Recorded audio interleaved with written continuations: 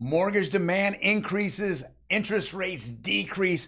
Are we seeing some of the best moments in 2023 happen right in December when everyone's Christmas shopping? Next.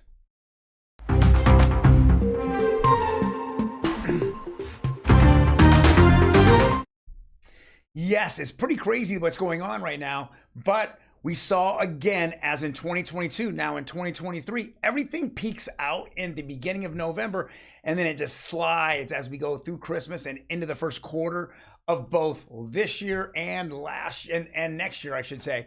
And so we're going to all discuss that next on Real Estate Daily. Welcome, everyone. My name is Troy, and every day we go over the latest news in real estate, housing, and the mortgage market. Now, before we jump into everything, do me a favor, hit that subscribe button. I'm going to give you the best 5 to 10 minutes in real estate on a daily basis. Now, let's jump into it. I know it's been one of those things we haven't seen in a while, but CNBC, who's had very, very little, let's say, domestic articles on real estate because they've been really going over what's happening in the debacle that's happening in China. Okay, it says mortgage financing demand jumps 14% as rates fall to lowest point since August. And guys, we're going to go over rates today, and we're going to go over the 10-year bond and what the 10-year bond did today as well. And we're going to keep showing that there's a big light that's coming at the end of this tunnel. All right, next article here is on X, and I keep going to Kobesi letter. It's by far some of the best alpha out there. It says pending home sales hit their lowest level in history. Nobody's buying, nobody's selling.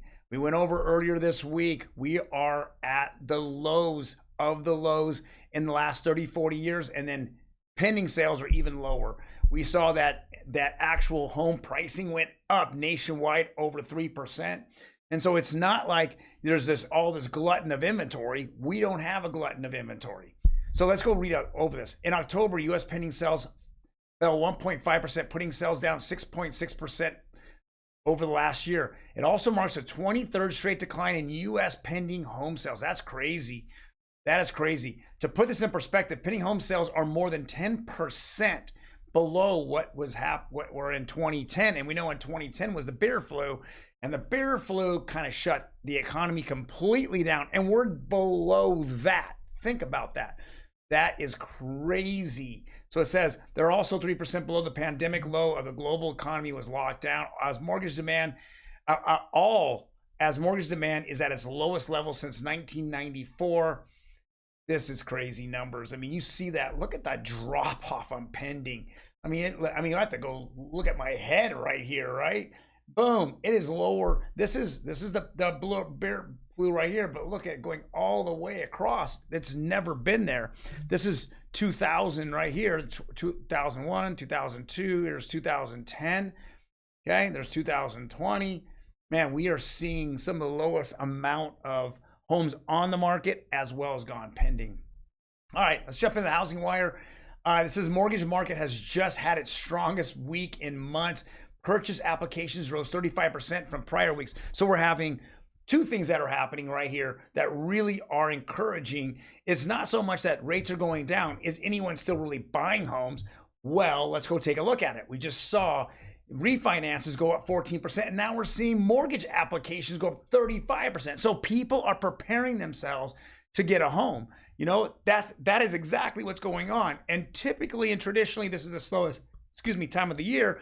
We're looking at the first quarter of next year, as we see that little jump up in inventory and in sales. So we expect the same thing. I mean, as we went over this whole entire week, actually Monday and Tuesday, and then the end of last week, we continue to see more and more people favorable about the Fed lowering rates. We saw it's only 15% in January, but in March, we're looking at over 50%. It shows that they have a chance, or at least that's what the odds are, of lowering rates. Once they start lowering rates, we're going to see this whole thing dive. And let's go see what the rates are right now.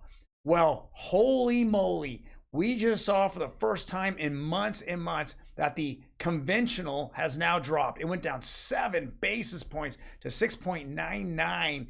Guys, this is fantastic news. Continually seeing it. FHA dropped another 6 basis points. Let's just round up 6.8.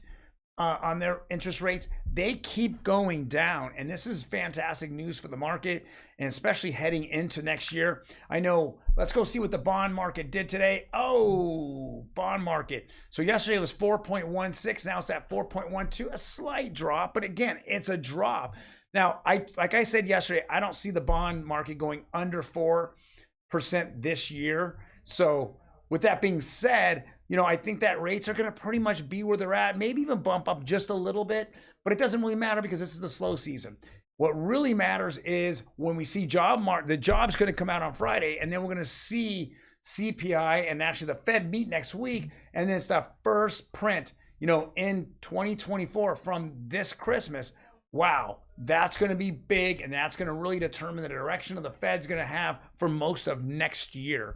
So we're looking forward to hearing what Fed Chairman has to say after his meeting next week, and then what direction that he feels the market possibly can go in 2024. And then, of course, that next time they meet at the end of January, what is it actually going to be? So, well, guys, thank you very much for joining me today. I really appreciate it. We have just more and more good news on that's been happening all this week.